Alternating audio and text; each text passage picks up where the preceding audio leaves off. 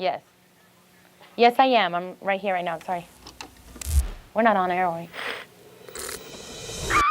Hey guys, welcome back to my channel. Look, I am just so excited. Pretty much counting down the days, all right, to the new Selena Y Los Dinos documentary. Now, let me just tell you guys, I've already watched it. I actually watched it with Sundance when they released it a couple months ago. And I think that the fans are definitely going to be loving this new documentary. If you got to watch it on Sundance, it's great. It's amazing. I got to watch it. And it gave me a different perspective and view of Selena. Now, you guys know there have been Selena La Serie, there have been other kind of remakes of Selena's life. You have Selena the movie, right, where J-Lo's like Selena. And then you've had like other people try to, redo Selena La Serie. And then you have Maria Celeste Herreras. She has her version of Selena. You've had Selena. There's been plays, I think, and musicals and stuff like that out of Selena's life. I've been waiting for something that's a little bit more personal for us fans, right? And this documentary that I was able to watch on Sundance totally gave that. I got to see new parts of Selena, footage that I've never seen before, and I've watched a lot of Selena footage and interviews. I mean, so many that I could probably recite them in my head because I've watched them all. But this was different because you literally get to see an intimate side of Selena, one of which that a lot of us maybe didn't know, right? Interviews directly from her family, and they really kind of get very candid and comfortable about certain aspects about what it was like to be part of Los Dinos and how Selena even outgrew a bit of Los Dinos, right? Because at some point in Selena's career, she kind of people started looking at her and not so much Los Dinos.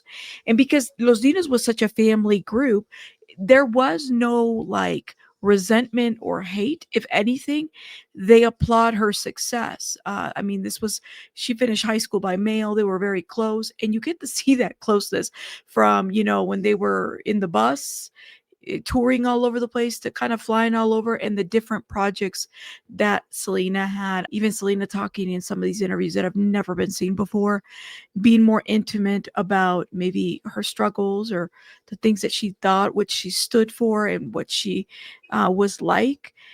Very much so different than Selena La Serie and all these other parts. And it's not to take away from like, all the remakes of Selena. Please note that. It's more along the lines of like, some of us that were children when Selena died, that watched Selena on TV or might have gone to a concert, or were just in awe that somebody like that looked like us could achieve you know such great dreams.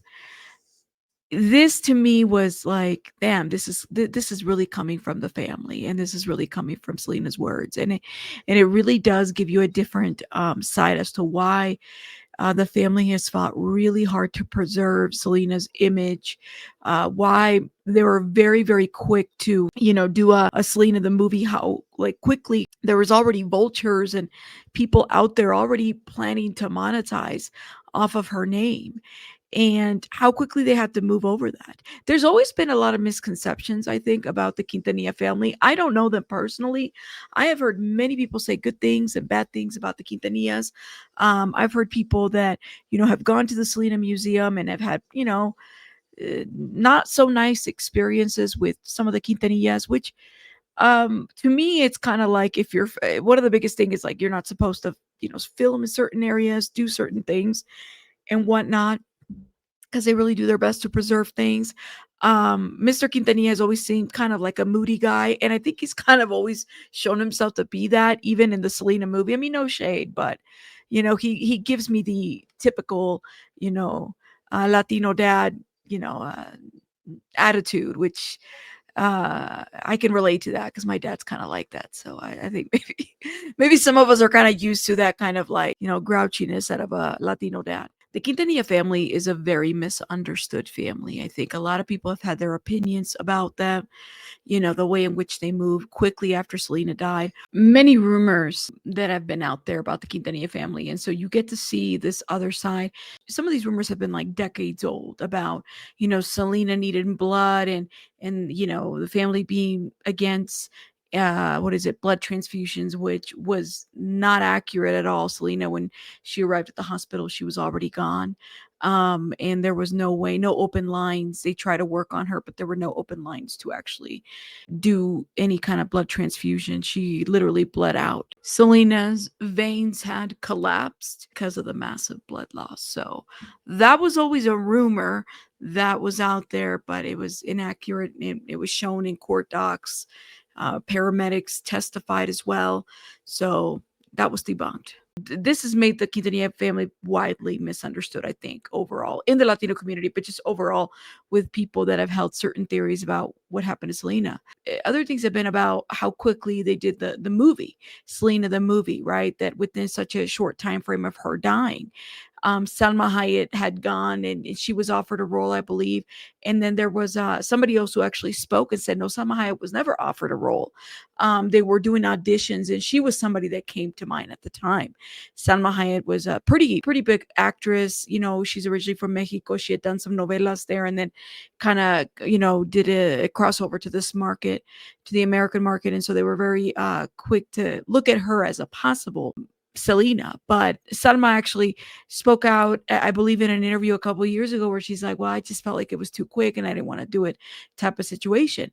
What happened was, and Suzette Quintanilla has spoken about this, other interviews have been done about this. When Selena died, they were quickly trying to make a movie of her life.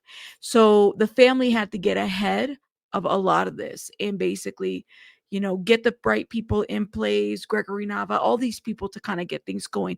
If there was going to be a movie made about her, they wanted to make sure that, they had basically all align and bring the right story of Selena and her life.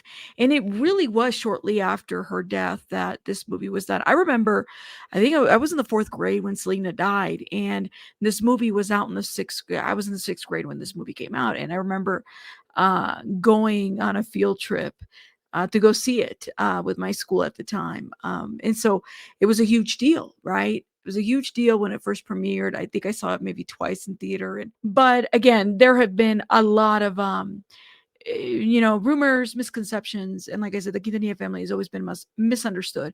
They're very litigious. I believe that Abraham Quintanilla has never really hid that. Like anybody that's using Selena's name, he's very quick to sue. He's preserved the name because at the end of the day, Selena Y Los Dinos, this was a family group. And so he really took it upon himself to make sure that it stayed that way. You can't really blame him for trying to take over the legacy and also making sure that, the fans that Selena left behind, right? Because her music, there were so many of us that he provides, whether it's an interview or maybe a taped concert or whatever that might be out there, that he puts that out there. I mean, doing the museum where you could see the outfits that she wore, the things that she made, some of her drawings. That's very important. He's very litigious. He's a very litigious man. There was this lawsuit that, and I believe this was in 2016, where Abraham Quintanilla sued Chris Perez, who, Chris Perez at the time was Selena's husband. And Abraham Quintanilla took it upon himself to sue Chris Perez because he allegedly was breaching an agreement signed after Selena's death, which gave Abraham Quintanilla the sole rights to her likeness and image. The lawsuit was also filed after Chris had secured some kind of a TV production deal for a series based on the book To Selena with Love. Abraham claimed that all of this violated the 1995 agreement that he had signed. And this lawsuit was resolved and dismissed sometime in September of 2021. And both of them have actually reunited. I mean, they're doing very well. The core claim of this lawsuit was that Chris Perez violated the agreement after Selena's death, that he gave to her father, Abraham Quintanilla, where, he was holding all of these exclusive rights. And Chris then had alleged that, or at least argued that he was taken advantage of when signing this agreement during, his grief of the loss of Selena. The lawsuit was dismissed again. And since then, I mean, Chris Perez and the Quintanilla family have reunited. And I mean, they really, they're working together. You see them photographed together very often to bring Selena's memory to light. And I think that that's amazing that they were able to fix that relationship. The family that have been in the circle very much understood each other about how they wanted to handle things and what they wanted to do. However, you still have, the people out there that will change the narrative. One of those was Maria Celeste Raraz.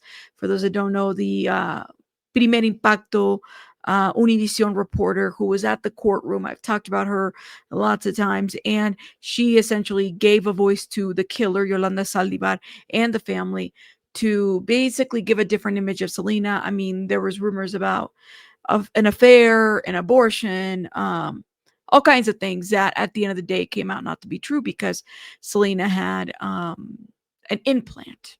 She was never pregnant, actually. And that was found in the autopsy that she had an implant so that she wouldn't get pregnant.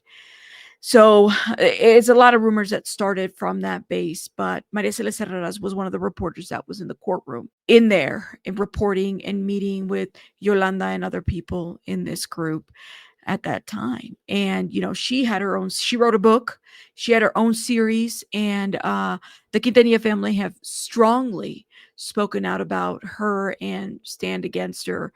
Maria Celeste Herreras is not someone that's quiet, so she has her own version of events about certain things, right? How she sees fit. And that's something that I've covered here too. We've talked about that. Anyway, so when Selena died, she had a lot of plans, right? There was a lot of things that were not settled. I believe there were some debts as well. There was a lot of things that needed to be paid off. And so by her music and all that was out there and all the success that truly came after she died, a lot of that was used to kind of settle those debts and pay off what needed to be paid off. I mean, I can't really fault the family for wanting to take a proactive step in protecting Selena, her image, and the name. It speaks to the unity of the family, right? Because they started this group together. They traveled, they had their ups and downs, up until her death, and they still stuck together. And even till this day, they still stick together. But I think that this documentary highlights a different side. Maybe fans didn't really consider, or, they're very selective about the interviews that they give. I know Selena's mom, for example, Marcela, she doesn't really do a lot of interviews. She's spoken out here and there, but like you get to see her here, you get to see her speak, and then some other bandmates as well. So in this documentary, I mean, we definitely see different sides of this and get a bigger perspective into, Selena's dream and how she was achieving it and then designing clothes and everything. The director, her name is Isabela Castro, who, my goodness, she's very young, but she literally spent a lot of time with the Quintanillas. There's a lot of archival material that really focuses on the life of Selena. And all of these interviews are really amazing. I mean, we really get to see interviews from different people in Selena's life, which I thought was amazing. The director and the filming team, they went to basically where the Quintanillas are at, their headquarters, the Q Productions in Corpus Christi. They were going and visiting hundreds and thousands of VHS tapes and all kinds of original film, from Selena, just to pull as much as they could for this documentary, which I thought was fantastic. They worked with Ricky Vela, who at the time was Selena's keyboardist. They went and they did research, I think, in Mexico, and just were able to pull so much information about Selena and just to bring the best for the fans, right? I love it. I mean, I was totally here for it. It's been 30 years since Selena died. I mean, even saying that out loud, to know that if you lived and you were a child around that time, that a lot of us were likely inspired by, her artistry and the music and, the people. It just, it's a really amazing thing. I think that it just makes me very proud to be, who I am and my background and everything. To have and to know that I was able to see a bit of that in my lifetime is amazing. But I think one of the biggest things this year in 2025 that we have seen, we were going back and forth about Selena's killer in terms of, could she be paroled? Would she be eligible? What's happening? Like that was the biggest cloud. I think that was, really, really hurting us earlier in the year for us fans, right? I remember being live and just feeling some type of way. I'm like, man, could this lady really be released after so many years? And, the killer's family doing documentaries to rewrite the narrative of what Yolanda did, her actions and her behaviors, willfully omitting things. Like these people didn't even think that some of us would maybe read court transcripts or remember certain interviews that she did with Univision, TV Azteca, and all these networks out there. That she could come to an English, network. I think it was Oxygen or whatever, and spin a narrative about these secrets that I was keeping, the secrets between her and I, and really just tainting Selena's image, which she has done ever since, her time behind bars. Yolanda Saldivar has never kept quiet. So there's this side of true crime that was trying to spoon feed people this ugly narrative of Selena, when a lot of us fans have point blank knew that a lot of the stuff that she put out there was lies, that it was a twisted narrative, and that her family have stayed in that. And I mean, we don't have to revisit the killer's, you know, possibility of parole until the next 5 years.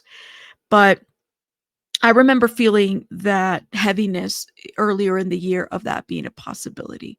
So watching this documentary earlier this year, with Selena Y Los Dinos, it was just a reminder of like how truly special it was a time when Selena was alive. The music that she left in the legacy for us growing up so that we can pass on to our own children, right? And that I have very much appreciated. Things that, there are memories and even the words to certain songs that I'll always remember. I definitely recommend. I'm excited that Netflix is going to be releasing this because it's going to be a way in which the fan base is going to be able to connect with everybody, a fan base to connect with Selena in a different side if nobody's ever seen it. I was very excited to kind of take a time and just talk about the beautiful things that everybody's going to be able to see from this. I sometimes sit back and I think about what if Selena had survived and lived that. Where would Selena be at this point in her life? Because with Selena being gone, there were so many artists that she painted the way for that have taken, inspiration from her, right? You see a lot of Halloween costumes. A lot of people, they dress up. They pay homage to her, or during the week, or maybe there's a dance move that you're like, I recognize that because this is what Selena did here and there. And then you see videos of Selena actually, you know, dancing, making certain dance moves. Like she was very inspired by Janet Jackson. I remember seeing some of those dance moves that she would do, certain moves and aspects that Selena would do. And I just find them to be just inspirational. But if Selena had lived, I really feel like the crossover, the Tejano music, the Mexican, the cumbias would be just to the 10th, to the 10th degree, because that was the vibe that she brought, very much higher. And I think that it would have been amazing. But I believe she left a lot of fans like myself a gift to truly just, be inspired, don't give up. If you watch the Selena Y Los Dinos on Sundance, let me know what you guys think. I definitely watched it. I definitely recommend it, and I'm glad that it'll be on Netflix, and it's definitely going to be you know, a tearjerker because it's not any kind of other product that, in any, huge production or anything like that. It's literally the family sitting there and then old interviews of Selena or footage of the bus. It just, you get to see a different side of her. You're like, dang, like this is what Selena was like. And she's truly somebody that's like a sister, a daughter, a cousin that it gave a different side. I think you guys are going to enjoy it. Let me know what you guys think in the comments. I'm very excited. So can't wait. Definitely doing a countdown. 17 more days till Selena. Well, today's November 1st. Probably be November 2nd when this is released. 17 more days till Selena Y Los Dinos is released. I'm here for it. I'll see you guys.